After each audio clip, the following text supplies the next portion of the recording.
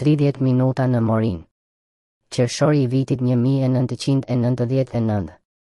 Kufiri në Morin ishte kthyer në një pikë tensioni mes dy epokash, njëra që po mbaronte me dhimbje, tjetra që po niste me shpresë.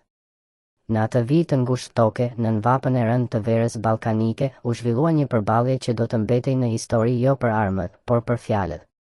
Generali Gjerman Helmut Harff, me qëndrimin e tij tek thjellët dhe autoritetin që rrinte nga një Europë që kishte zgjedhur paqen pas shumë luftërash, u ndal përballë komandantit të ushtrisë serbe.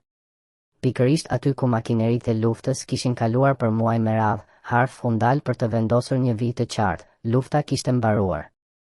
Loja kishte marrë fund. Sa minuta ju duhen që të largoheni? Pyeti me qetësinë kirurgjikale të një njeriu që nuk improvizon. 6 orë, erdhi përgjigjja arrogante e një komandanti që ende besonte se mund të negocioj, edhe pas humbjes. Keni 30 minuta, ja preu generali. Përpjekjet për të vonuar u bën më të dëshpëruara. Na duhet një dokument për municionin. Generali nuk po negocionte. Ai po jepte urdhra. Koha po ecën. Ju kanë mbetur edhe 28 minuta.